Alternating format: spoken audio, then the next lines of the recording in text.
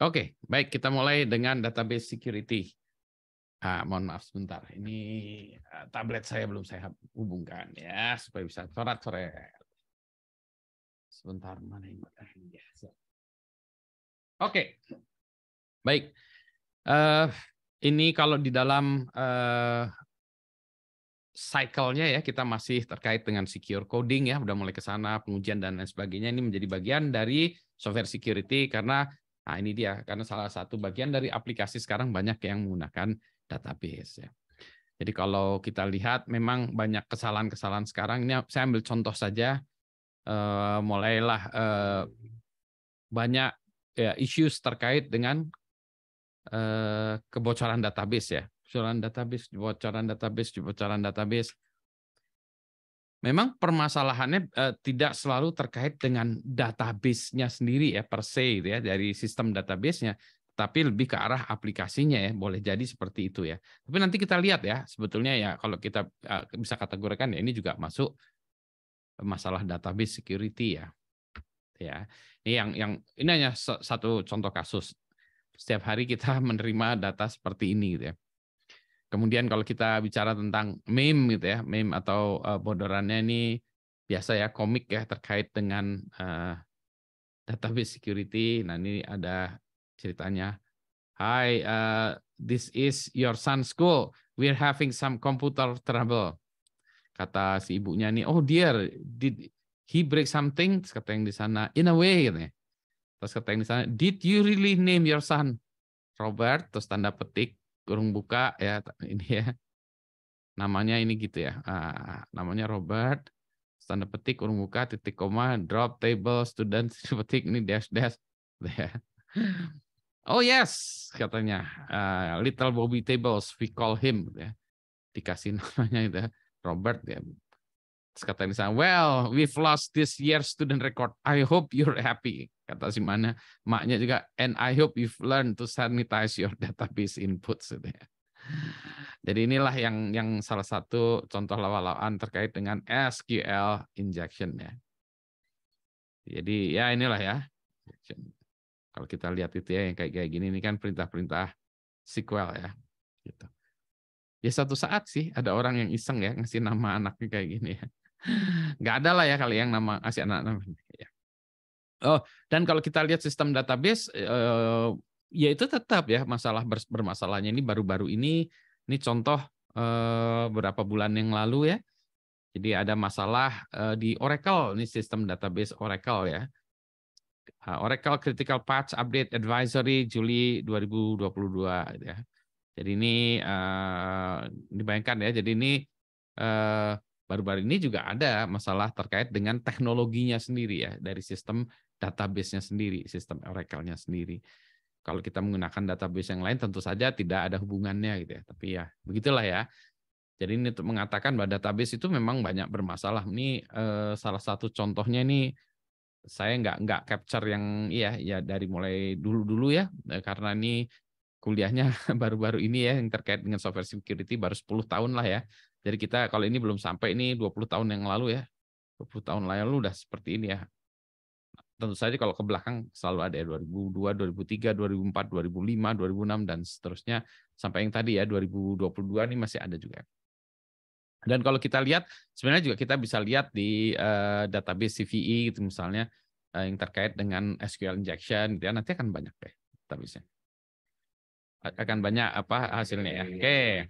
Nah, baik. Sekarang kenapa kita bicara tentang database security? Kenapa lebih spesifik ya tentang database security? Nah, ini karena memang saat ini sudah maraknya aplikasi berbasis web ya. Hampir semua aplikasi yang berbasis web itu di belakangnya ada some kind of database ya di belakangnya. Jadi ini ada ya selalu ya some kind of database. Sekarang jarang aplikasi yang di belakangnya hanya aplikasi gitu aja tanpa ada database-nya ya. Biasanya selalu aplikasi saya pikir itu selalu apa ya aplikasi nggak ada webnya kecuali aplikasi game sekali ya. Jadi dia selalu menggunakan database belakangnya ya. Kemudian ini dia kalau ini aplikasinya memang menggunakan database ya, tapi memang nggak online ya nggak masalah juga ya. Nah ini sekarang aplikasi-aplikasi lama yang sekarang dibuat menjadi online. Yang tadinya attack surface-nya atau potensi attack itu hanya dapat dilakukan dari orang yang berada di depan komputernya, di depan konsol komputernya, di depan aplikasi database-nya, sekarang bisa diakses dari online. Sehingga database menjadi terlihat dari internet. Ini kalau kita sebut attack surface-nya menjadi lebih besar ya. Attack surface-nya ya. Ini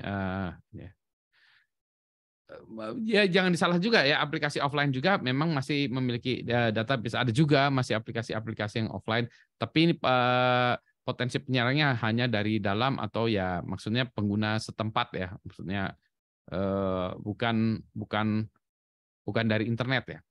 Misalnya database kehadiran yang menggunakan sidik jari, ya mungkin di database di mesinnya itu ya orangnya bisa ngutak-ngatik mesinnya itu ya bisa lah ya, tapi ini offline ya, karena biasanya tidak disambungkan ke jaringan.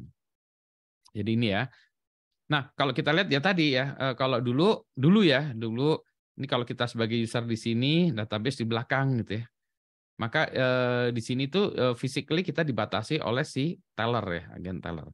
Jadi ini di sini ini udah dibatasi si usernya ini dengan si aplikasi ini udah dibatasi secara fisik oleh si orang ya, agen atau teller. Jadi kalau kita misalnya mau akses database bank gitu ya, kalau kita pergi ke kantor cabang bank gitu ya, kita pergi ke kantor cabang, nah kita ketemu dengan teller misalnya atau CS ya, kita ngobrol, nah dialah yang memasukkan data ini ke belakang ya, sehingga user ini tidak punya akses ke dalam sistem database ya, jadi nggak bisa lah melakukan penyerangan ini ya, kecuali dari orang dalam ya. Nah sekarang user langsung ya si agent tellernya ini dibebaskan ya, misalnya di sini di back end ini juga udah ada application-nya langsung ya. Apakah user ini lewat aplikasinya dulu, terus ke back end-nya ini maksudnya ke sistem yang menghandle back end ya, misalnya aplikasi-aplikasi front end, atau usernya langsung bisa mengakses ke web servernya ya, ke back end ini web server misalnya, yang mana web server ini langsung mengakses ke database gitu ya. Jadi saat ini si usernya ini malah langsung diboleh akseskan ke aplikasi ini. Bahkan kalau salah konfigurasi langsung akses ke backend atau langsung flash jadi DBA ke database-nya. Jadi sebetulnya ada beberapa sistem yang saya lihat juga begitu, database-nya itu bisa diakses dari internet ya. Kita selalu bilang kayaknya tidak ada use case ya. There is no use case yang mana database ini tuh bisa kelihatan dari internet ya. Ini use case-nya nggak ada use case kayak gini ya. Ada nggak use case? Nggak ada harusnya gitu. Semuanya itu harus lewat sesuatu dulu, nggak ada gitu. Sehingga kalau kita bisa mengakses katakanlah ya MySQL dari sebuah sistem itu dari internet, nah ini salah besar ya. Meskipun orangnya mengatakan, Pak, MySQL-nya pun masih bisa ada user ID dan password-nya, Pak, gitu ya. Tetap nggak boleh ya, nggak boleh. Jadi admin pun nggak boleh mengakses ke sini use case-nya untuk akses ke database nggak boleh ya. Jadi ini nggak bisa seperti itu ya, langsung ke database nggak boleh. Dia si admin atau kita sebutnya namanya DBA ya, database administratornya juga nggak boleh langsung mengakses ke database gini ya. Jadi user ini harus melewati some kind of ini ya, maze dulu ya, jadi dia harus dimasukkan ke dalam ini dulu ya. User masuk ke sini, dia harus melewati jalur sana, jalur sini ya, dipetakan sini, belok sini gitu ya, belok sana ya, pokoknya ini masukin maze dulu ya. Setidaknya harus lewat VPN, terus lewat mana-mana ya. Jadi nggak boleh ya. Ini hanya bisa diakses lewat extranet misalnya. Extranet, terus ada mungkin lagi pakai jam server gitu ya. Jam server ya baru masuk ke sini, baru dari jam server baru bisa akses ke database ya. Jadi nggak bisa langsung dari pakai MySQL query langsung sini tuh seharusnya tidak boleh ya. Ya jadi ini kalau antara database antar sistem yang dua sistem yang berbeda, nah itu yang misalnya kita bilang host to host ya, nggak bisa gitu. Jadi pakai firewall pun nggak boleh ya, tetap nggak boleh. Jadi kalau hanya jadi misalnya ini ada sistem ini ya internet ya FWA gitu ya. Sini ada akses LAN, ini ada DB gitu ya. Terus ini dari ini internal gitu ya, internet gitu ya. Gitu ya. Langsung sini nggak boleh itu tetap nggak boleh. Bahkan ada di beberapa sistem ya yang mana database-nya itu sangat di dalamnya sendiri dia juga di belakang aplikasi. Jadi ini misalnya ada LAN ya, ada LAN dari dari misalnya backend pun ya. Di sini ada application server ya.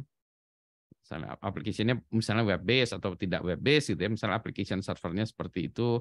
Terus ada apa lagi ya, aplikasi ini di data center misalnya gitu ya. Bahkan ada juga yang sangat itu tuh si aplikasi servernya ini dia itu kakinya 2 ya, internetnya satu lagi di sini, ini database ya. Nah, jadi database-nya ini nggak bisa diakses lewat mana-mana, harus lewat sini gitu ya. Lewat LAN pun nggak bisa. Nah, yang repot adalah kalau kita mau maintenance ya, mau maintenance servernya ini, softwarenya atau infrastrukturnya mau kita update gimana caranya? Nah, caranya ya berarti di sini memang harus ada mekanisme saya masuk ke sini dulu baru ini, atau ini tuh diupdate secara sementara gitu ya. Dinyalakan secara sementara baru bisa diakses, kalau nggak bisa lagi ya. Jadi dengan kata lainnya tergantung seberapa paranoidnya kita dengan database ini juga. Ini juga yang sekarang belum kita bahas ya, nanti dalam kelas ini juga belum kita bahas adalah bagaimana kita memisahkan database-nya juga ya. Ini belum kita pisahkan database mana yang penting dan database yang mana yang tidak penting. Sebagai contoh sekarang orang-orang kebobolan data segala macam ya. Saya kadang suka berpikir kenapa semua datanya itu dibuat online gitu ya. Sebagai contoh kan misalnya untuk sistem yang melakukan autentikasi segala macam, kan yang penting hanya email misalnya. Ya, email, nama ya, user misalnya, username ya, nama, ya sudah gitu ya, dalam database-nya itu aja gitu. Bahwa nanti ada ini database yang dipakai untuk database yang lain lagi, misalnya username ya, misalnya username atau ini yang jadikan apa kuncinya ya, mau username ataukah email nggak apa-apa ya. Nah, baru di sini ada data lagi, alamat, tempat, tanggal lahir atau apa gitu. Tapi yang ini kan nggak dipakai, nggak dijadikan online deh. Jadi dia hanya untuk update, setelah update di off kan lagi. Jadi ini emang kalau seolah-olah kalau kena hack ya ini aja gitu. Jadi nggak ada data yang lainnya lagi. Nomor handphone, kalau nomor handphonenya nggak dibutuhkan ya dia di sini gitu ya. Nggak ada di sini gitu ya. Tapi lagi-lagi ini tergantung dari bisnis case-nya ya. Baik. Ya. Masalah dan solusi secara umum yang sering sekali terjadi ya, yang sering terjadi ya. Nah, ini yang pertama itu adalah tentang masalah username dan password yang di hardcode di dalam aplikasi untuk mengakses database. Nah, kan kita punya aplikasi nih ya. Nah, ini ada sistem database di sini ya. Ini ada database servernya ya misalnya. Nah, untuk akses sana kan dia harus pakai kredensialnya ya, user ID dan password ya. Nah, bagaimana menanamkan user ID dan password ini dalam aplikasi gitu kan ya. Nah, ini yang menjadi masalah itu seringkali seperti itu ya. Jadi user ID dan aplikasi itu di hardcode-kan di aplikasi gini. Gitu ya. Sehingga menjadi masalah kalau aplikasinya harus berubah, source code-nya tidak dimiliki, segala macam, karena ini menjadi ini sekarang. Yang lazim tentu saja memang mereka memiliki konfigurasi file ya. Nah, di dalam konfigurasi file ini juga ini ada juga konfigurasi file yang dia sifatnya teks ya, yang plain text yang sehingga dia tidak dibaca, dapat dibaca gitu. Ada juga yang ini adalah encrypted ya, encrypted, tapi ya di sini ditanamkan kuncinya. Jadi tetap harus menanamkan kunci ya. Tapi kunci ini tuh hanya dipakai untuk membuka si konfigurasi filenya ini gitu.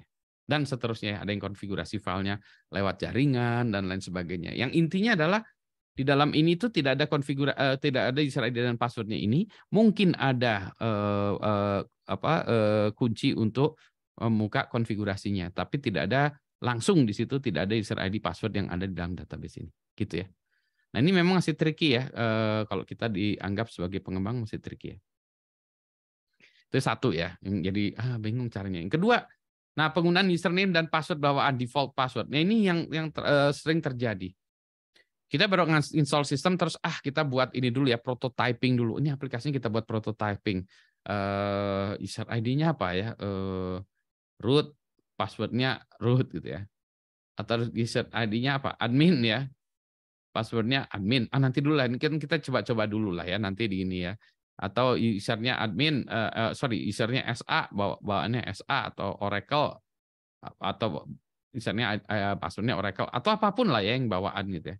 Nah ini seringkali kita bilang nanti dulu ini kan hanya prototyping atau hanya nyoba dulu gitu ya. Nah sesudah itu jalan udah malas lagi ngubah. Kenapa? Karena pas diubah dengan misalnya kita buat user ID baru ya, misalnya usernya ID up 1 gitu ya misalnya. Dengan passwordnya adalah apa ya, gitu ya. Gitu. Pas kita pakai jadi aplikasi jadi nggak jalan. Sebentar. Nah barulah ternyata aplikasinya itu harus menggunakan levelnya root atau admin. Nah berarti dari awal udah salah gitu ya. Jadi ya jadi selalu ketika kita mau membuat sebuah aplikasi atau apapun menggunakan database tidak boleh menggunakan akun ini defaultnya. Itu ya. Itu ya yang itu. Yang berikutnya akses database langsung menggunakan user yang setara dengan administrator database. Nah, ini juga sama yang kayak barusan ya. Kalau barusan misalnya ini ya, ini ID yang biasa, tapi ini juga bukan hanya sekedar username dan password bawaan, tapi username password bawaan yang biasanya juga setara dengan admin ya. Jadi ini nggak boleh ya. Jadi setara dengan admin nggak boleh. Jadi selalu harus di bawah itu ya. Jadi selalu list ya. List privilege ya. Selalu ya. Buatkan account baru, buat ini ya. Jadi awal sudah harus itu. Oh, Anda mau ini. Maka saya kasih account baru ya. Solusi umum itu ya. Nah, biasanya menggunakan berkas konfigurasi ya tadi. Terus ubah konfigurasi bawaan ya. Jadi udah pasti kita ubah konfigurasi bawaan, nggak sama dengan sistem. Ya worst case kalau kita melakukan obfuscating ya, yang mana sebetulnya ya nggak benar juga ya. Maksudnya kita hanya ngubah misalnya usernya admin ya diganti jadi apa XY admin gitu ya, boleh juga ya kan, nggak ada ya, orang-orang biasanya nggak pakai XY admin, ada nggak ya, nggak ada gitu kan ya, ya cuma ngerining gitu ya, iya sih obfuscating ya, tapi ya relatively ya naik keamanannya, tapi naiknya itu kalau tahu ya bubar jalan juga, jangan menggunakan akses administrator, menggunakan enkripsi juga perlu, nanti kita bahas yang itu ya. Nah, kalau kita lihat ya dari ini yang umum ya, yang umum yang sering ditemukan. Nah, kalau kita lihat survei ya, di survei dari internet dan berbagai tempat itu permasalahan database ini umumnya adalah terkait dengan yang ini ya. Meskipun kalau nanti kita bahas nih ada satu lagi cerita tentang dari buku ya. Bukunya adalah ini, bukunya sebentar ya, nanti bukunya nggak kelihatan ya. Database hacker handbook gitu ya. Nanti kita bahas sedikit. Nah ini ceritanya seperti ini ya. Ini lebih teknikal sedikit ya. Tapi kita mundur dulu ya. Yang umum dulu aja. Umum ini saya hanya cerita aja, nanti belum dibahas secara lebih detail ya. Nah, dibahas detailnya harusnya masing-masingnya ada slide-nya sendiri-sendiri, tapi sementara ini saya cerita aja dulu ya. Show and tell aja dulu. Nah, ternyata memang permasalahan yang sering ada di dalam yang terkait dengan database itu masalah biasanya terkait dengan akses kontrol ya. Akses kontrol. Nah, sebelum akses kontrol dulu kan ada authentication dulu ya. Bedanya apa sih? Kalau authenticate itu untuk meyakinkan usernya dulu ya. Usernya misalnya, oh saya Budi. Dari mana Anda tahu saya Budi? Bagaimana saya bisa tahu Anda Budi? Bagaimana itu? Jadi mengauthenticate itu memastikan klaim dari user ya. Atau sistem ya. Klaim, saya Budi. Nah, bagaimana saya tahu Budi? Oh berarti Budi akunnya ini, misalnya akunnya kalau Budi itu adalah apa? Subudi ya. Passwordnya adalah apa ya? XYZ 123 gitu misalnya ya. Oh, berarti di authenticate. Oh ya benar Anda Budi. Ya benar. Nah, authenticate itu ya. Authenticate itu selalu gitu ya. Authenticate itu hanya memastikan bahwa ini Budi. Mudah itu aja. Budi bisa apa lagi? Nah, itu baru nanti kita bicara tentang akses kontrol. Ya, berarti ini kalau sini sudah yakinkan ya, oh ini si Budi. Nah, kalau di akses kontrol itu baru kita bilang Budi. Oke. Si Budi ini bisanya apa aja? Atau dia masuk ke grup apa saja. Nah, itu baru nanti kita bicara tentang akses kontrol ya. Yang bisa masuk ke dalam daerah sini adalah Budi. Yang bisa melihat tabel ini adalah Budi. Yang bisa itu Budi. Nah, ya jadi itu di sininya adalah akses kontrol ya. Jadi ya. Kalau di sini authentication ya, itu ya. Biasanya tuh ada 3 level yang berbeda gitu ya. Berbeda ketika seseorang mengakses sebuah database ya. Ini ada sebuah database. Nah, sebentar, yang mau akses database ini siapa ya? Database ini ada sebuah sistem database ya. Nah, ini yang mengakses siapa? Apakah pengguna? Biasanya pengguna via aplikasi ya. Ini via aplikasi gitu ya, mengakses database gitu ya. Atau pengembang. Pengembang ini dia misalnya diberikan grant untuk akses database apa ya? Database 1, 2, 3, terus dia ini tabelnya apa ya? Tabel A, tabel B ya, misalnya gitu ya. Oh, ini pengembang ya, pengembang punya akses ke sini ya. Maaf, pengembang ya. Sorry, pengembang ya. Pengembang bisa lihat ini, pengembang 1 ya. Nanti misalnya ada lagi, ini database lain lagi, database payroll misalnya.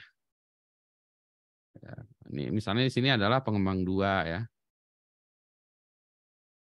Nah, dia bisa ngelihat database itu ya. Tapi dia harusnya tidak boleh bisa ngelihat database yang satunya lagi ya. Si pengembang 2 ini ya dia lewatnya situ aja. Nanti ada pengembang 3 lagi ya.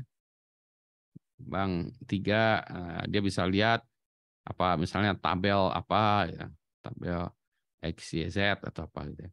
Nah, ini biasanya begitu ya, begitu ada jadi tadi user via aplikasi mengakses database. Pengembang langsung mengakses sistem database-nya, dia biasa lihat database, tapi dia dibatasi kepada database yang mana dia misalnya ada juga ya di HR ya, HR itu misalnya. Ya. Dia hanya boleh lihat ini, yang ini nggak bisa, ini lihat ini ya. Jadi ini pengembang memang dia bisa lihat database, bisa lihat tabel, ini bisa melakukan query.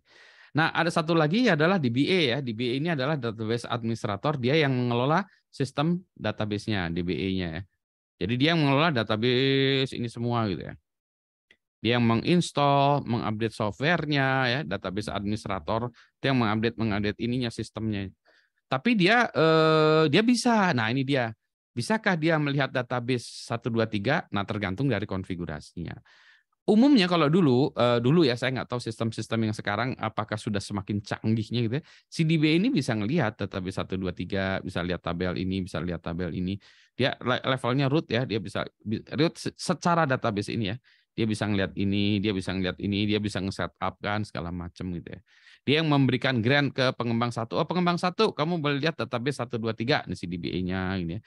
Pengembang 2, kamu boleh lihat database payroll. Nah, si DB ini kalau nakal juga bilang pengembang 2, kamu bisa juga lihat database 1, 2, 3. Nah, itu nggak benar kan ya. Jadi kalau account DBA-nya ini berhasil di take over, dia bisa melakukan itu juga. Nah, DBA juga biasanya yang melakukan backup ya untuk sebuah sistem, semua sistem ini oleh DBA dia melakukan backup gitu ya dan restore ya.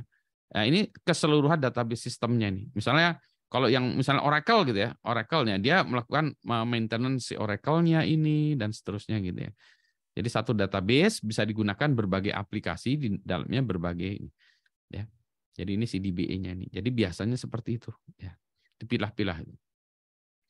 Nah, itulah sebabnya karena si DBA ini bisa ngelihat segala macam ya. Maka dari itu kalau kita sebagai pengembang maka kita membuat sistem kita tidak tidak tidak tidak bisa transparan oleh si pengembang sendiri ya. Misalnya kalau kita store user ID dan password, makanya kalau kita membuat aplikasi yang membutuhkan user ID dan password ya, kita tidak menyimpan password ini dalam bentuk plain text di sini kan ya, dalam database ya.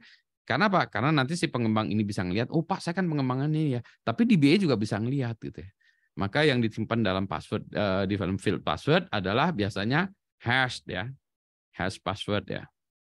Salted pun atau enggak jadi disimpan itu. Sehingga si DBA-nya pun kalau dia melihat datanya ini, dia akan melihatnya datanya dalam bentuk hash ya, tidak bentuk dalam bentuk plain ya. Jadi ya ini authentication access control nih yang ya seringkali bermasalah ya. Authentication-nya ini juga gimana Pak? Authentication-nya itu apakah sendiri lagi? Misalnya saya punya satu sistem database ya, sistem database ya. Misalnya saya punya database ya, Oracle, DB2 atau apapun, MySQL atau apa gitu ya. Siapa yang boleh akses ke sini? Nah, itu kan tadi diatur oleh DBA segala macam ya. Nanti kalau di sini aplikasinya gimana? Tergantung dari aplikasinya. aplikasinya itu user ID dan passwordnya itu levelnya level database atau level aplikasi. Biasanya level aplikasi ya. Jadi aplikasi satu ya dikembangkan oleh pengembang satu ya. Developer satu dia mengembangkan aplikasi ini, di dalamnya ada database, ada table 1, table 2, table 3, boleh aja database-nya mungkin lebih dari satu juga boleh ya. Dan seterusnya gitu ya. Jadi ini gitu ya. Nah, di dalamnya ini di sini ada user ID dan password untuk usernya dia ya. Kalau dia ada user ID dan password, berarti dia di sini ada satu lagi user ID dan password yang mana ini merupakan satu tabelnya dari itu ya. Jadi ini user ID dan password ini atau authentication, proses authentication-nya ini kan oleh pengembang ya, di develop oleh pengembang. Ya. Jadi ini sendiri itu satu ini tuh bisa panjang lebar ya di situ. Itu ya, jadi itu terkait dengan itu sendiri. Nah, untungnya biasanya sebuah sistem database dia sudah memiliki best practice, jadi kita tinggal ngikut aja. Oh ya, dia bagaimana setup-nya sehingga dia tadi ya memilah-milah tadi, membatasi antara akses pengguna, pengembang dan DBA itu udah ada ya. Masing-masing sistem database itu sudah punya solusi itu. Meskipun boleh jadi solusinya itu sangat spesifik terhadap sistem yang bersangkutan. Ya, itu. Ya, cek itu. Sekarang penggunaan encryption. Nah, tadi kan sudah saya singgung ya kalau dalam satu database, misalnya dalam satu database ya di dalamnya itu ada database user misalnya, pengguna gitu ya. Di dalamnya ada di sini nama, email, nomor handphone ya. Terus apa lagi? Apa sih namanya? Alamat misalnya. Tanggal lahir ya. Tempat tanggal lahir ya, tempat tanggal lahir ya misalnya gitu ya. Ada sini semua gitu. Nah, kalau umumnya kalau bagi kita ini mah data yang ya biasa-biasa aja gitu ya. Kita no need to encrypt them gitu ya. Jadi biarin aja lah ini si database si users ini atau tabel si user ini ya saya buat aja nama Budi lah ya. Segala macam gini ya. Maka di sini biasanya ini memang plain ya. Plain text ya. Mesti kita ingat zaman dulu komputasi itu lambat ya, komputer baik di server pun masih lambat. Kalau dia harus melakukan proses encryption, jadi kalau field-fieldnya ini dienkripsi, maka akan berat ya, karena setiap proses itu harus melakukan dekripsi. Misalnya select user yang BU Budi Bintang dari select Budi Bintang dari database users gitu ya. Saya pengen tahu yang namanya Budi ada berapa ya. Saya jadi cari Budi select ini ya from name ya dan lain sebagainya kita lihat gitu ya. Nah, kalau ini di encrypt kan untuk setiap ini dia harus decrypt dulu baru semuanya di decrypt dulu baru dicek kan ya. Nah, maka prosesnya itu menjadi sangat super lambat ya. Dulu ya. Jadi dulu kita tidak memungkinkan untuk melakukan encryption di level field ya, level field. Maka yang encryption yang kita level field ya paling-paling hanya password ya. Maka kita bicara tentang yang kalau kita ada datanya user lagi, ada satunya di sini ada pass ya. Maka di sini bukan pass ya, tapi hash passwordnya. Password yang bisa. Nah ini barulah yang ini yang di encrypt ya. Atau dihashkan lah sebetulnya. Ya. Jadi kita tidak tahu aslinya. Nah, jadi penggunaan enkripsi ini sekarang mulai ada yang ininya wah kalau gitu usernya ini misalnya ID ya, sorry di sini ada ID-nya apa gitu ya. Udah ID-nya sih tidak encrypted Pak, tapi misalnya tempat tanggal lahir ini juga kita encrypted karena dia nanti mungkin sesuai dengan PDP, oke kita encrypt ya. Ini juga kita encrypt, oke. Yang biasa dipakai untuk sehari-hari itu hanya nama, email, HP Pak, oke. Kalau gitu yang ini tidak usah di-encrypt gitu ya misalnya. Di dalam satu ini. Ya ini mulai bisa ya sekarang kan itu. Ya tapi seperti usulan saya tadi ya, yang mana data yang nggak penting ya jangan ditaruh di database transaction ya. Jadi kita punya database yang memang database transaction, ada database lagi database usernya gitu. Anyway, penggunaan enkripsi untuk level database, bahkan untuk level record, untuk level field sekarang sudah memungkinkan. Saya belum tahu seberapa common dia digunakan. Dugaan saya belum common deh. Tapi bisa karena engine-nya dari si database-nya dan juga komputernya, komputasinya itu udah mulai membaik. Meskipun server-server database itu memang beda ya dengan yang lain-lain. Biasanya yang digedekan itu dari sisi I/O-nya ya, input dan output-nya. Jadi kalau sistem database kan kalau kita bicara tentang sistem komputer, itu sistem komputer kan udah macam-macam ya. Ada yang kita bicara tentang CPU-nya yang harus gede sekali ya karena dia komputasi. Ada juga yang bukan CPU-nya, memorinya yang gede karena datanya besar gitu ya. Memori di main memory. Ada juga yang I/O-nya karena ini nanti hubungannya dengan disk ya atau apa ya external storage lah ya. Nah, kalau untuk sistem database karena biasanya tidak kita simpan di dalam memori semuanya, maka kita harus memiliki sistem yang server yang I/O-nya lebih besar atau I/O-nya didesain lebih beda dengan yang lain-lainnya. Maka database servernya itu beda ya, I/O-nya, busnya itu beda itu dibandingkan dengan yang lain-lain gitu. Jadi itu harus harus dilihat ya. Gitu ya. Nah, kalau ini mungkin bisa dipakai GPU kalau GPU lagi-lagi kalau GPU itu dipakai kalau kita mau dari sisi komputasinya ya. Jadi ini CPU/GPU ya, GPU untuk komputasi ya. Tapi kalau I/O ini biasanya kita dikaitkan dengan disk, storage gitu ya. Jadi yang mana kalau kita bicara dengan datanya udah bisa besar. Misalnya kita punya data user datanya 1 terabyte gitu ya, 1 terabyte. Ya, ini udah pasti biasanya kalau untuk teknologi sekarang itu tidak ditaruh di memori ya, tapi masih di dalam bentuk disk. Yang mana yang penting-penting aja kita bawa ke memori untuk di cache kan di memori atau install memori yang biasanya Redis atau apa ya itu sementara. Tapi yang utamanya itu tetap biasanya di disk ya. Database transaction yang lain-lainnya. Maka I/O-nya ini ya yang biasanya lebih besar. Dulu file server kalau kita bicara tentang file server itu biasanya I/O-nya yang digedein. Jadi ada mesin-mesin file server yang harganya lebih mahal daripada server-server compute ya. Compute itu CPU-nya yang tinggi, prosesor yang tinggi, core-nya lebih banyak gitu ya. Tapi kalau kita bicara tentang database ya, biasanya yang kita ini kan tuh I/O-nya ya. Maka file server itu dulu harganya juga lebih mahal daripada yang tadi yang CPU-nya lebih gede gitu ya. Jadi saya waktu itu bilang, ini kenapa saya lihat file server CPU-nya kok cuma gitu-gitu aja, Spark yang itu kok speknya sama yang desktop saya, bagusan yang desktop saya. Iya Pak, itunya CPU-nya. Tapi I/O-nya, bahkan I/O prosesornya itu dia punya yang lebih hebat lagi. Ya. Jadi sekarang udah. Jadi ini udah ya, udah. Ada pertanyaan dulu sebelum saya teruskan. Kalau tidak ada pertanyaan, jempol. Supaya saya bisa terus.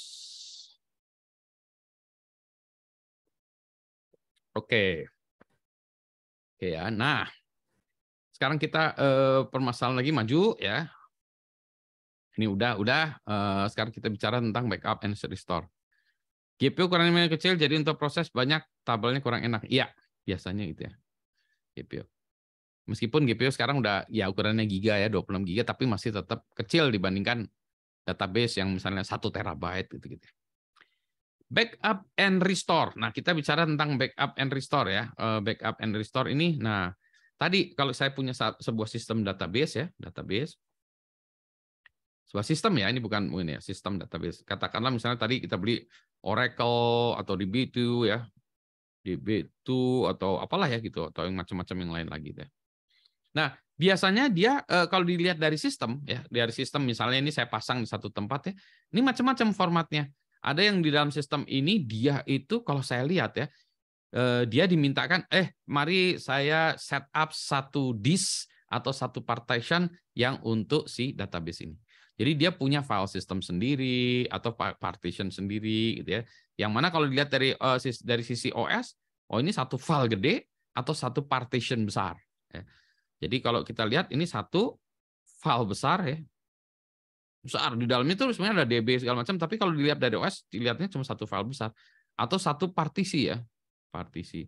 Misalnya dia si Oracle-nya itu ada atau apa lah ya, ini misalnya di dev apa SDA 7, ya udah dia dev SDA 7 ya, dianggapnya seperti itu. Jadi sebuah file system sendiri gitu ya. Yang mana ini kan ya di manage oleh si sistem database-nya tadi. Maka untuk melakukan backup, nah kalau dia mau backup yang ini ya, maka ya kalau dari ini, maka dari OS-nya dia hanya bisa, wah Pak, kalau saya dari OS, maka kalau saya melakukan backup, ya ini saya backup sebagai tadi kalau satu file ya saya backup sebagai satu file gede di backup ya. Misalnya filenya berapa? Filenya 2 terabyte, ya udah di dalamnya satu file gede, misalnya ini dianggap file 2 terabyte, udah gitu aja. Jadi OS-nya nge-backup, dia nggak tahu dalam isinya apa gitu ya. Atau kalau dia satu partition, juga satu partition itu di backup secara satu partition. Nah ini makanya ini biasanya tidak terlalu bagus ya. Maka biasanya sistem database memiliki sistem backup sendiri ya. Yang mana dia backupnya bisa seluruh database dia backup, dia bisa juga per database dia melakukan backup. Jadi dia biasanya punya sistem backup sendiri yang levelnya beda-beda. Misalnya dia bisa backup, misalnya di sini ternyata ada 12 database gitu ya, di mana masing-masing database ini ada tabelnya bervariasi juga ya. Jadi dia bisa melakukan backup, backup misalnya ini menjadi di dalam satu ini adalah database 1, ini di backup ke tape misalnya, database 2 di backup ke disk ya, database ketiga di backup ke disk juga, database keempat di backup ke tape lagi, database kelima itu bisa juga melakukan gitu ya.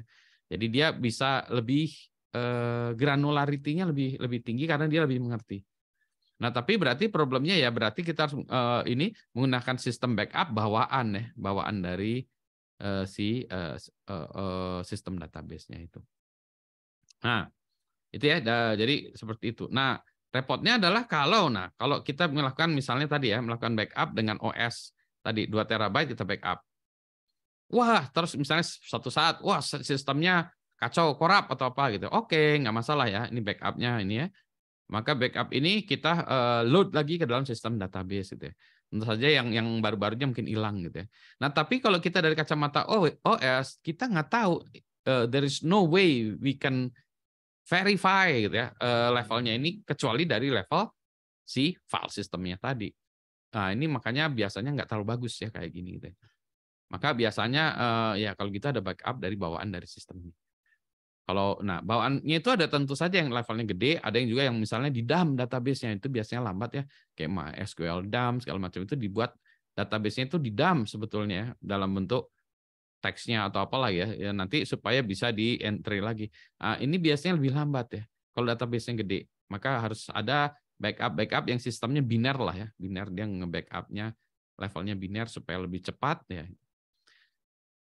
Kalau kita melakukan restore, nah ini kan kalau kita melakukan backup tujuannya kan kita pengen tahu nih kalau udah selesai di backup kan ya, udah di backup terus kita pengen tahu nih kalau udah di backup misalnya tadi ya backup oke, dari ini di backup file 2 terabyte atau yang ini katakanlah di backup ya menjadi database ini ya yang pakai bawaan ya, oke lah pakai bawaan.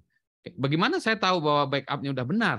Nah, berarti kan harus restore dulu ya. Harus restore dulu, saya restore kemudian saya cek. Ini misalnya saya menge-backup ini. Gimana saya tahu proses backup ini benar ya kalau yang level file ini? Wah, ini riset banget. Nah, kalau yang ini juga, misalnya saya punya nge-backup tadi ya 12 database. Wah, kalau saya nge-restore susah banget. Kan harus di-restore sistem baru lagi ya. Di sini ada sistem lagi atau mesin lagi ya. Nah, kita melakukan restore, percobaan restore ya. Nah, ini hanya untuk percobaan restore aja. Misalnya database 1 ini saya restore di sini ya. Restore DB1. Nah, kemudian dicek dulu ini database-nya bisa dibaca enggak. Nah, berarti gimana dong proses pengecekannya? Nah, itu dia. Maka itu biasanya harus menjadi bawaan dari aplikasi, bukan dari si sistem bawaannya ini. Si sistem bahkan sistem backup bawaannya ini dia hanya bisa melakukan backup, misalnya DB1, dia melakukan restore ya, gitu ya. Restore masih jadi DB1, maka nah kita harus turunkan aplikasinya ya untuk ngecek. Ini database-nya apa? Cek field-nya bisa dibaca atau enggak. Bisa dibaca enggak, disamain dulu. Oh iya ya. Misalnya record ini dibaca, record ini. Gitu ya. Nah, ini banyak isu-nya. Satu, isu-nya adalah lisensi. Misalnya komersial kan ya. Kan ini ada satu lisensi untuk sistem ini, satu lisensi. Nah kalau restore gimana? Ini butuh lisensi lagi nggak? Nah problemnya adalah kita pasang ini di mesin yang berbeda ya. Ini kan mesin 1 ya. Ini mesin 2. Berarti kita harus punya lisensi 1 lagi hanya untuk melakukan restore. Bisa nggak Pak kalau ini di restore-nya di sini lagi ya, misalnya ini DB1 di restore di mesin sistem yang sama, tapi di rename misalnya menjadi DB101 gitu ya. Bisa sih, tapi ngeri malah justru ya. Karena ini menjadi memberatkan sistem ini. Biasanya melakukan ini juga kan kita tidak ingin sistem sedang berjalan ya. Kita melakukan restore itu di tempat lain itu tujuannya adalah supaya sistem ini tuh nggak keganggu, sistem utamanya ini nggak keganggu ya. Kita restart. Kan kita cuma nyoba sebetulnya pengen taruh di tempat lain, kita tes lagi. Kalau ini takutnya khawatir ini nanti database yang tabrakan, jangan-jangan kita override database yang satu lagi padahal ini diupdate 6 jam yang lalu, ini database-nya ini adalah 1 hari kemarin ya. Kita mau belum di backup lagi tapi kita hanya untuk ngecek aja ini kan database-nya jalan nggak yang 1 hari kemarin gitu misalnya. Nanti kalau kita restore di sini salah komen, salah apa dia nimpa database yang sedang berjalan, kan ancak-adut keren ya. Langsung kita dipecat gitu ya. Nah, berarti memang paling bagus kita harus punya 1 mesin lagi. Ya. Tadi lisensi. Soalnya sebelum lisensi, Pak, ini mesinnya kan harus setara ya. Misalnya ini tadi mesinnya harus pakai Xeon berapa ya. Ini juga kayaknya harus masih Xeon juga karena Xeon yang berapa, memori segala macam, karena nanti memang bukan soal performance ya. Bisakah dia menjalankan database sama? Bisakah dia melakukan restore yang sama? Gitu. Bisakah aplikasi yang sama ini dijalankan di sini atau aplikasinya ini melihat ini yang melakukan verifikasi? Ya. Karena saking kompleksnya gini, maka biasanya banyak perusahaan tidak pernah melakukan proses restore ini. Umumnya gitu. Jadi kalau kita cek lah, nanti kita cek backup, pernah di restore nggak? Wah nggak pernah Pak, kami still yakin aja gitu. Padahal boleh jadi proses backup-nya ini misalnya ini ternyata ya backup-nya itu pakai software yang sudah kadaluarsa, terus dia ada error message bilang field ini nggak bisa karena encrypted, kami versi ini belum bisa gitu ya misalnya gitu ya. Jadi yang di backup itu sebenarnya nggak komplit ya, ada field yang hilang atau tabel yang nggak ke backup, kita nggak tahu ya, mungkin ada error message-nya gitu. Ya, jadi itulah sebabnya proses restore itu penting. Memang tidak dilakukan sering ya, biasanya ya setahun sekali lah ya. Tapi ini memang benar-benar ribet ya, maka biasanya tidak dilakukan. Ya, ini ya, jadi backup and restore. Ada pertanyaan dulu, silahkan. Kalau ada. Kalau tidak ada, jempol.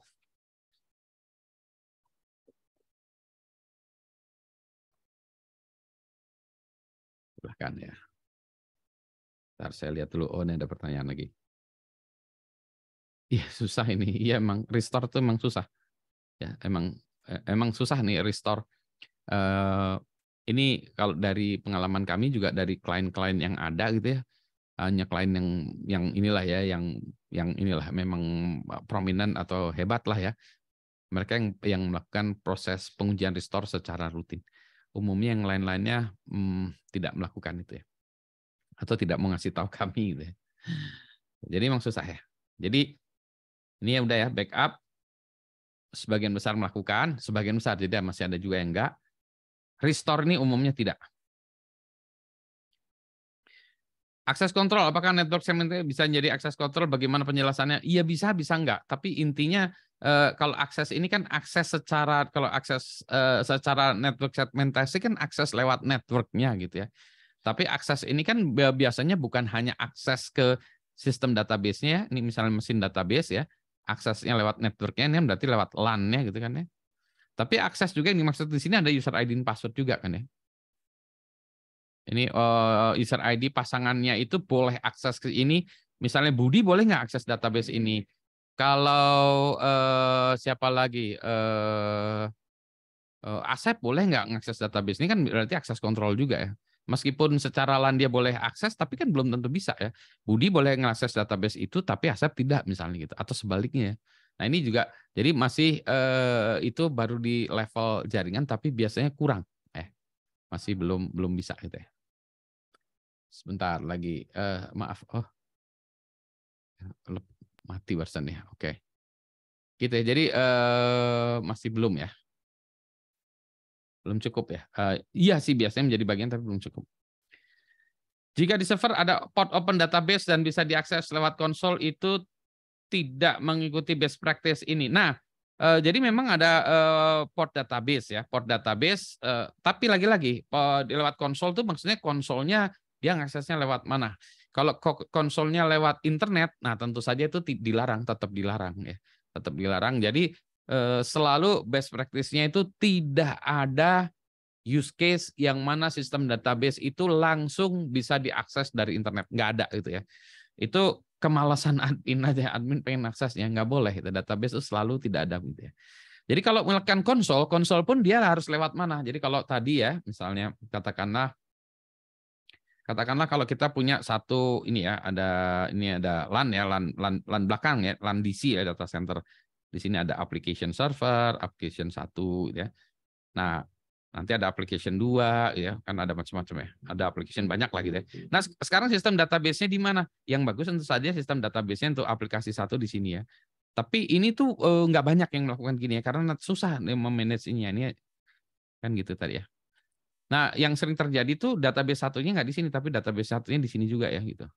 Di B1 gitu ya, di LAN ini. Nah, boleh jadi dia digrupkan ya, misalnya ini VLAN-nya beda ya, misalnya ya, boleh jadi ya, digrupkan misalnya dia satu VLAN ini untuk aplikasi 1 ya, VLAN application 1 gitu ya misalnya. Misalnya dia di yang umum-umum ya kayak gitu ya, karena lebih kalau dalam ini ya, dari segi manajemen bagi ini kan lebih memudahkan ya. Dia masih bisa akses tapi ininya VLAN 1 ya. Nanti yang satu lagi VLAN 2 ya dan seterusnya gitu ya. Jadi nanti ini VLAN 2 ya. Sehingga secara network dibatasi tadi ya yang tadi. Tapi sebetulnya dia kalau networknya sama ya dia masih bisa akses ini. Nah ya. Nah sekarang konsol itu dimaksud apa? Kalau misalnya di sini ada admin ya. Ini ada konsolnya ya, admin ada konsol. Nah, konsol admin itu mengakses database ini, maka kita lihat dulu sebentar. Seharusnya dia nggak boleh ya. Nah, seharusnya nggak boleh. Pak ini melakukan konsol ya untuk ini mengakses database ini boleh nggak? Sorry, adminnya ini termasuk di dalam LAN juga ya misalnya. Misalnya admin ini masuk ke dalam LAN juga kan, LAN data center. Nggak boleh. Ya selalu DB-nya ini gimana? Tapi kalau DB-nya ini misalnya ya si DB-nya ini punya konsol sendiri ya. Misalnya ini ada konsolnya di sini gitu ya. Misal ini fisikal ya konsol terhadap mesin DB ini kalau di dalam data center tuh dia ada konsolnya. Nah kalau ini sih boleh ya, ya. Tapi orangnya harus pergi konsolnya ini kan ya. Boleh sih gitu ya. Tapi kalau tadi ada port database yang maksudnya ini ada port database gitu ya. Nah port database diakses dari konsol. Nah ini tuh rada ngeri kan biasanya ngeri ya ngeri. Ya. Tapi lazimnya orang begini ya dijadiin satu LAN ada portnya. Nah portnya lagi-lagi dibatasi hanya harusnya dari port satu VLAN itu ya. Meskipun rada ngeri-ngeri ya Pak, ini aja Pak ya misalnya tadi ya. Ya misalnya tadi gitu ya, ini dibatasi ya. Si database-nya ini, nah, misalnya kita tadi ya. Konsol 1, nah misalnya dia oke ya, misalnya ini adalah ini nyambung ke sini gitu ya. Ini ada portnya, tapi dia hanya bisa diakses lewat VLAN 1 ya. Oke, misalnya ini VLAN 2 ini saya kasih warna beda aja lah ya. Oh sorry, hilang ya. Nah, ntar ini admin saya ganti dulu ya. Misalnya ini ada admin juga, ntar admin ya. Harus mungkin di LAN lain ya, LAN DC juga mungkin atau LAN admin ya. Karena ke sini gitu ya. Udah. Nah, ini VLAN 1 kasih warna ya sama ya. Ini misalnya VLAN 1 gitu ya. Nah, admin ini gimana dia mengakses ini? Nah, dia harus ikut dalam VLAN ini, Pak. Gimana caranya? Apakah dia mau ini kan VPN atau apalah ya? Sehingga dia ikut VLAN 1. Boleh nggak Pak ya kalau ini bisa lewat sini akses? Di sini ada portnya gitu. Ya, ini yang lazim memang seperti itu ya yang dilakukan itu. Tapi sebetulnya yang bagus selalu ini tuh di belakangnya ini deh selalu ya.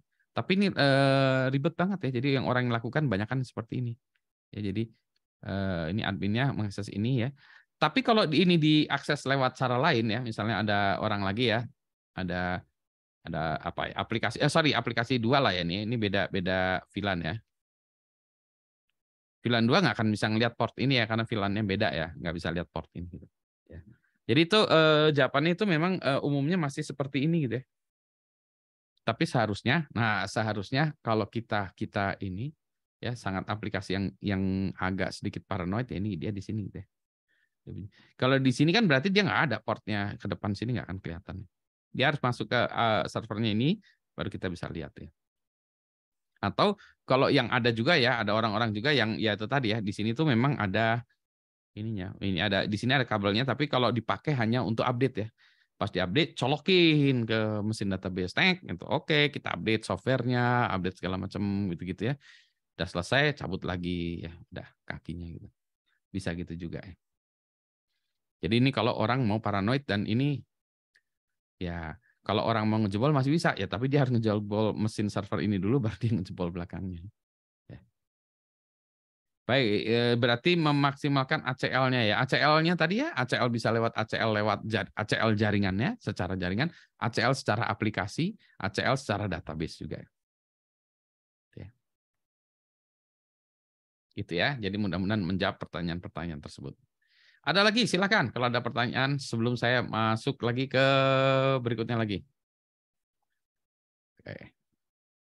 Kalau nggak ada, jempol. Jempol. Oke, jempolan ya. Oke. Tadi itu udah. Nah, kalau ini aspek orang ya, aspek human. Nah, ini biasa lah ya. Kalau ini tidak hanya terkait dengan database, tapi OS juga. Misalnya tadi apa, weak password ya, atau apalagi tadi ya, melanggar SOP,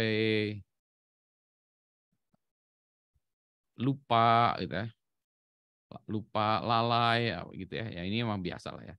Ini ya yang error itu ya. Biasanya ya ini masalah-masalah database itu terkait dengan orang dalam ini ya. Adminnya lah gitu ya. Nah, biasanya dikaitkan yang itu. Nah, itu gimana lagi? Ya ini berarti masalah non teknis ya. Tapi kita coba batasi tadi dengan membuat ACL gitu, segala macam sehingga kalau orang yang nakal memang nakal gitu ya. Tapi human error ini bukan karena gara-gara lupa lalai dan lain sebagainya. Emang orangnya ini ya, thread-nya ini memang orangnya ini emang kan masalah. Ya ini orang. Oke, next. Eksploitasi keamanan dari software database. Nah, ini contohnya tadi. Si Oracle-nya sendiri memiliki kelemahan, misalnya apa ya, listener-nya bisa di DOS attack atau apa lagi ya tadi ya. Saya lupa lagi yang ini tuh yang tadi ini apa ya. Kemarin udah hafal, sekarang lupa lagi ya. Ini kalau nggak salah bisa ngelihat yang lainnya ya, saya lupa ini apa ya. Nanti bisa kita lihat di ininya CVE segini ya. Efeknya apa sih gitu ya. Ya, lupa lagi saya itu. Oke ya. Jadi itu eksploitasi dari keamanan si software database-nya sendiri ya. Kalau SQL injection ini memang terkait dengan database yang membuatkan SQL ya, SQL, tapi ini biasanya langsung di level aplikasinya sih memang ya. Jadi ini bukan kesalahan database-nya, tapi ini kesalahan aplikasinya kan ya, aplikasinya yang tidak melakukan sanitasi terhadap inputnya gitu. Tapi ini karena ini berhubungan database ya biasanya dimasukkan ke dalam database ya. Yang buffer overflow juga sama, ini biasanya terkait dengan ininya apa buffer overflow maaf nih, dengan database-nya ini biasanya terkaitkan dengan aplikasinya gitu. Jadi ini bukan buffer overflow dalam artian buffer si database-nya ya, tapi dari aplikasi lagi-lagi ini levelnya aplikasi lah ya. Nah, yang DOS attack. Nah, DOS attack ini bisa levelnya lewat aplikasi dan bisa lewat jaringan dan bisa juga lewat kelemahan dari softwarenya. Jadi ceritanya begini, kan tadi ada satu sistem database ya. Kalau ini misalnya tadi ya, ini Landisi ya, Landisi. Nah, kemudian sini ada database ya, sistem database tadi yang dimana database bisa diakses ya, aplikasi. Maka kita bisa melakukan DOS-nya itu lewat macam-macam. Kalau ini memang terbuka di dalam LAN-nya tadi, bisa diakses dari macam-macam, ya sudah kita coba akses aja si database-nya ini ya. Misalnya brute force user ID dan password dicoba-coba ya.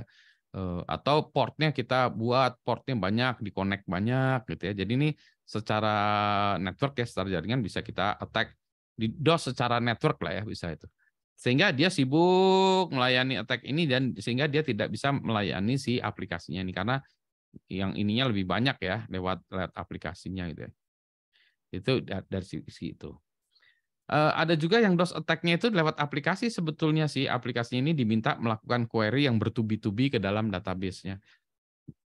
Jadi DOS attack-nya itu lewat sini sebenarnya. Ini DOS attack-nya lewat si aplikasinya gitu ya.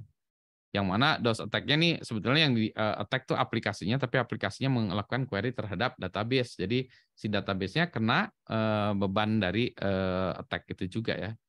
Misal ini baik ini mau lewat linknya mau lewat belakang atau lewat depan sama aja sih ya.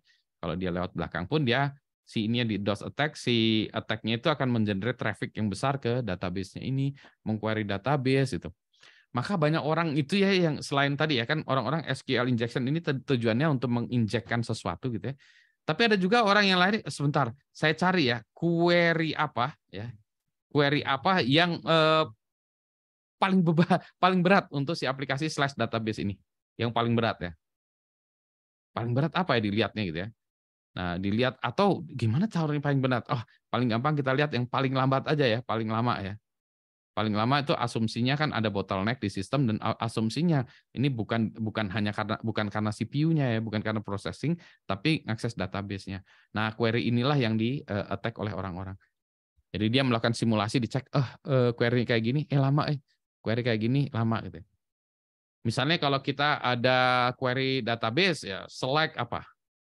Kita bilang select bintang ya. Select bintang from apa ya, from table ini ya. Select bintang from apa, select bintang berarti dia select semuanya gitu ya. Nah, cuma yang itu bagaimana kita menyusupkan perintah-perintah ini atau menyusupkan query-query ini yang mana yang dilihat hasilnya itu yang paling lama ini ya. Sehingga tujuannya kalau gitu query-nya saya bolak-balik itu aja supaya si bottleneck itu ada di sini, baik secara CPU ya atau secara bandwidth-nya ini ya atau secara akses database-nya ini. Ya. Jadi yang dihajar tuh sebenarnya I/O-nya ya, sebetulnya kalau bisa hajar I/O-nya sehingga ini menjadi lambat ya. Lambat atau ya kalau lambat kan jadi nggak berfungsi ya. Misalnya harusnya query-nya bisa dilakukan 10 detik, jadi satu query menjadi 10 menit kan jadi unusable gitu ya. Ya, jadi ini adalah permasalahan-permasalahan yang umum ya kalau kita survei di internet, oh iya permasalahannya itu. Selain permasalahan-permasalahan ini juga ada permasalahan yang spesifik terhadap database ya, spesifik terhadap ininya ya, vendor database atau teknologi database tersebut. Nah, itu yang kadang-kadang ya susah lah ya karena itu akan beda-beda ya. Yang ini tadi yang ya relatively generic ya, yang ini adalah relatively generic ya. Ini ya. Jadi kalau kita cek-cek di internet tuh biasanya terkait kalau orang bicara tentang database security itu yang ini. Oke ya. Ada pertanyaan sebelum kita melanjutkan ke yang buku ini? Kalau nggak ada, jempol. Kalau nggak ada jempol.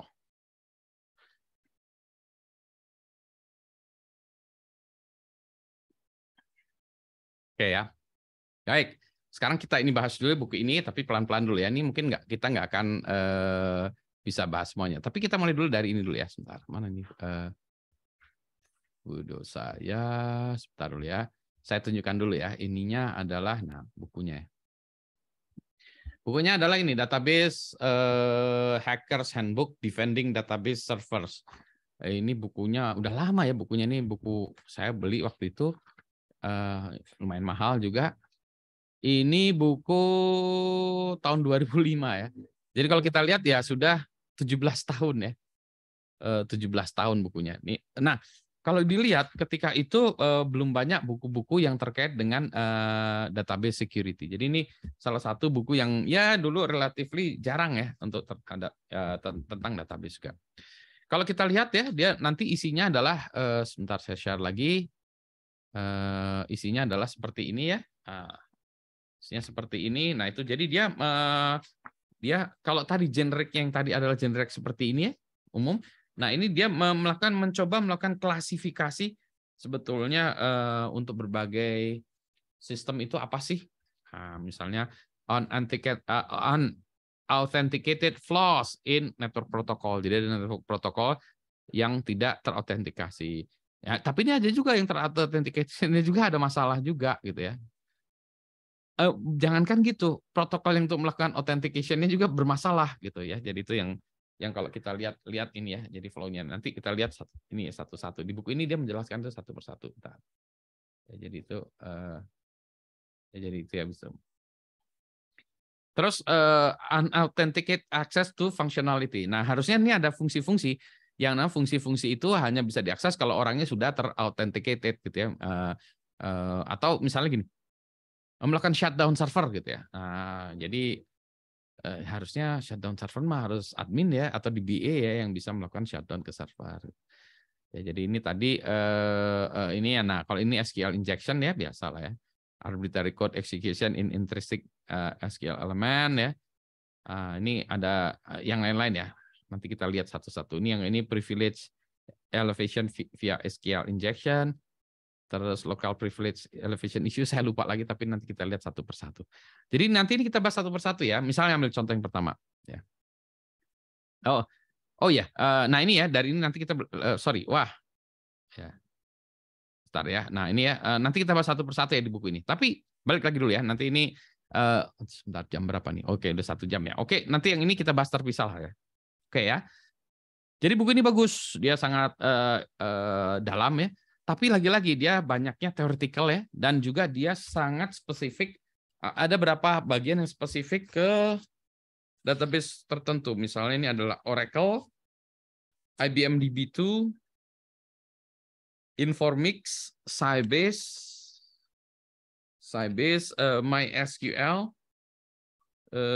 SQL Server, Postgre. Ya, jadi ini ada ini ya. Jadi dia hanya membahas itu saja ya. Kita lihat ya. Nah, having said that, setelah kita lihat ya, ternyata prinsip-prinsip pengamanan database itu lebih mirip dengan pengamanan software, network ya daripada software.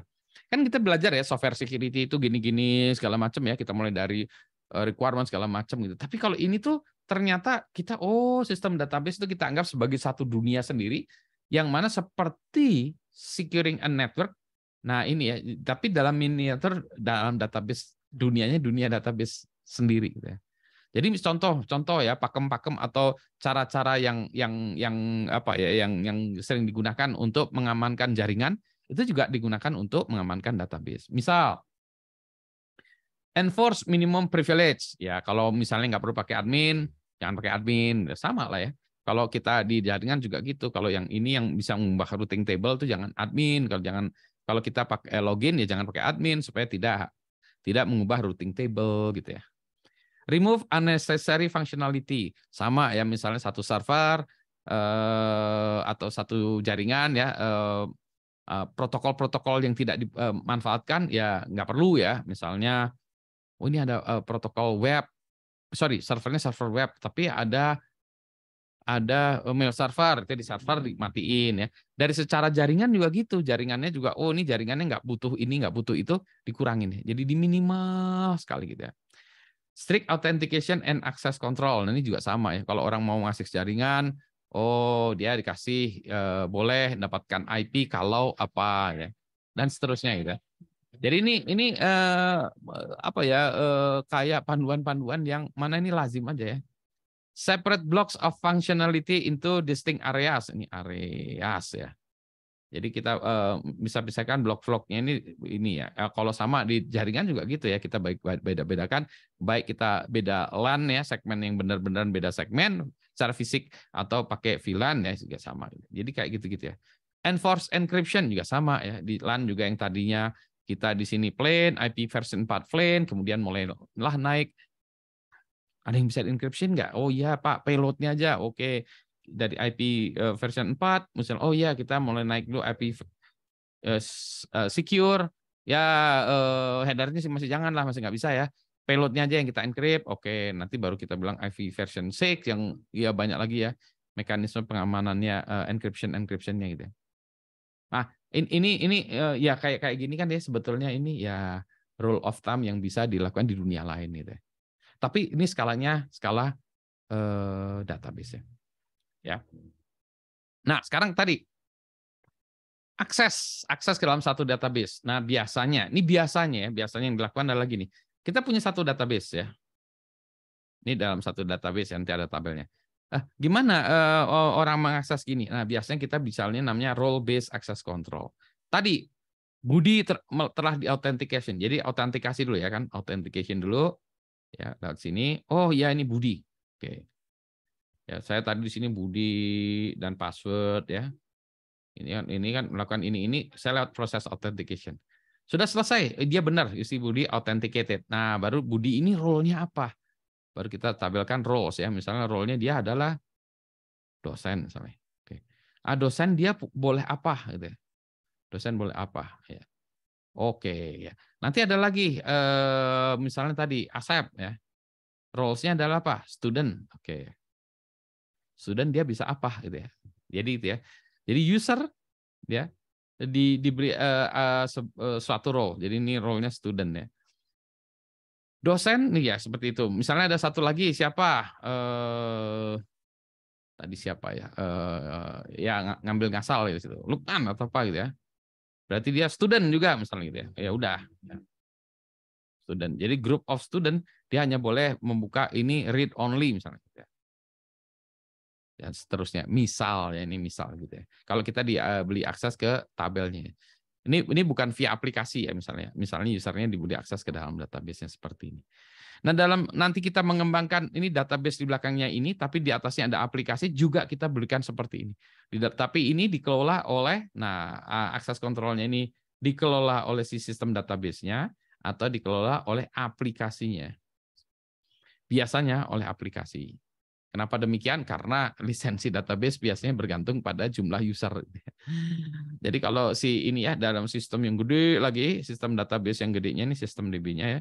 Misalnya Oracle gitu ya. Nah, yang maksud di sini tuh user ID-nya cuma user ID misalnya perusahaannya apa? PT ITB gitu ya. Udah ITB gitu, udah. Cuma satu account ya. Di dalamnya akunnya baru kita pecah-pecah lagi ITB.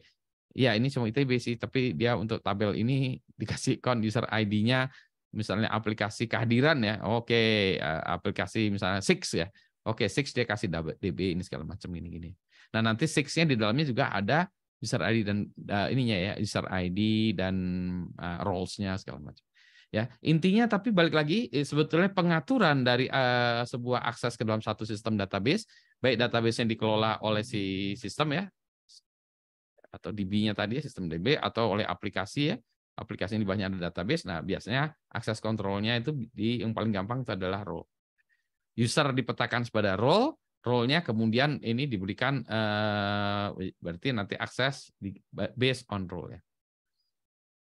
Jadi ya nanti ini ada apa sih istilahnya daftar akses ya.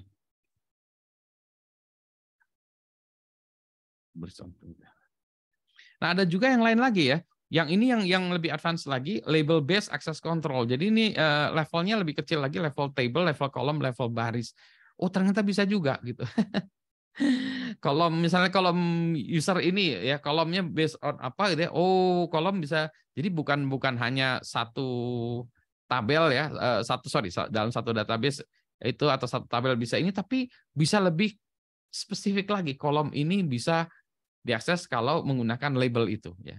Yang ini saya belum pernah nyoba, ya belum pernah nyoba di dalam programming saya gitu. Jadi saya belum cukup pede untuk lihat sebenarnya pro dan cons-nya apa ya gitu ya. Nah, biasanya adalah yang dilakukan adalah ini aja. Tapi ini untuk menunjukkan Mbak, ada lagi loh caranya seperti ini. Nah, gimana kalau kita melakukan autentikasi? Nah, biasanya kayak gini ya. Jadi single user database access ya. Nah, jadi ini kayak gini database ya. Single user akses ke database, jadi aplikasinya ini melakukan koneksi ke DB. Tapi koneksi ke DB-nya ini adalah user aplikasi ya. User aplikasi nanti di dalamnya ya. Jadi itu ya. Nah, ini ya. Jadi aplikasi memiliki tabel user sendiri ya. Jadi di dalam aplikasinya kalau ini kan bukan jadi tabel user ini bukan usernya database ya, tapi user dari aplikasi ya. Ya, jadi di dalamnya dia punya database sendiri. Jadi yang akses ke database itu hanya single akses ya, single user. Yaitu single usernya ini adalah application-nya. Application ID gitu ya. Nah, ada juga user aplikasinya itu sama dengan user database. Nah, itu tapi tidak lazim ya. Karena itu tadi ya akan menjadi mahal, menjadi ini. Ada yang melakukan itu? Ya, ada juga sih, cuma nggak lazim aja gitu ya. Kecuali kalau kita foya-foya, ya nanti ini satu database sendiri, satu database sendiri, satu database sendiri. Ya, jadi nggak lazim. Ya, yang biasanya aplikasinya membuat satu koneksi ke dalam database, misalnya pakai user ID, application ID dan password ya. Nanti di si aplikasinya itu dia punya user table sendiri, yang mana nanti dari ini layernya adalah layer aplikasi ya. Jadi user akan connect ke aplikasi akan buat tabel sendiri ya. Akan ngeceknya seperti ini ya. Jadi usernya yang ada di user aplikasi ini tidak sama dengan user ID-nya si database, tapi user ID si aplikasinya ini. Jadi dia buat database sendiri dalam. Gitu ya. Biasanya begitu ya. Oke. Nah, ini yang saya belum update ya, bahwa database itu ada di ISO, tapi ini dikaitkan itu biasanya di dalam development ya. Ini saya need to update. Ini jadi generic, bukan database per se, tapi software ya, software biasanya itu ya. Jadi memang belum lazim. Kalau kita bicara langsung database-nya ya. Itu ya. Ini harus saya update lagi, apakah kalau sekarang lebih spesifik lagi atau masih tetap sama gitu ya. Penutup soal database minus bahasan yang ini gitu ya. Karena keamanan database ternyata lebih mirip dengan keamanan security, maksudnya pakem-pakemnya sama lah. Gunakan ini yang sesedikit mungkin dan lain sebagainya gitu ya. Nah, berbagai jenis database akan tetap menjadi bagian ya utama dari aplikasi, karena umumnya aplikasi selain aplikasi games kali ya. Games pun ada database-nya di belakangnya. Oh, user ini rankingnya berapa ya. Nah, jadi database tetap akan menjadi salah satu kunci atau komponen utama dalam software security. Ini tentang database security. Oke ya, jadi ini habis rasanya slide-nya. Oke. Oh ya, ada satu pertanyaan lagi nih. Sorry, discard dulu. Tadi pertanyaan. Ada perbedaannya? Belum tahu perbedaannya kalau kita mengelola user ID-nya sendiri di dalam si aplikasinya atau kita menggunakan user ID-nya dari si database-nya sendiri. Belum. Kalau harus query dan validate user aplikasi dulu sebelum user aplikasi. Jadi 2 kali. Iya sih memang ya. Tetapi kan misalnya kalau kita punya enaknya kalau kita mengelola sendiri dalam aplikasi, misalnya dalam aplikasi satu ada user ID namanya Budi gitu ya, yaitu saya. Mungkin di aplikasi yang lain ada user ID namanya Budi, bukan saya. Mungkin dia nggak ada Budinya ada banyak ya, tapi yang di aplikasi yang lain sistem database-nya sama, tapi aplikasi lain itu ada user ID Budi. Nah, Budinya itu dikelola oleh aplikasi 2 tadi, aplikasi 3 gitu ya, bukan oleh sistem database. Kalau sistem database nanti saya di situ jadinya Budi 1, di sana Budi 2, Budi 3 gitu ya. Jadi nggak lazim aja gitu ya. Oke, itu sistem database. Adakah pertanyaan?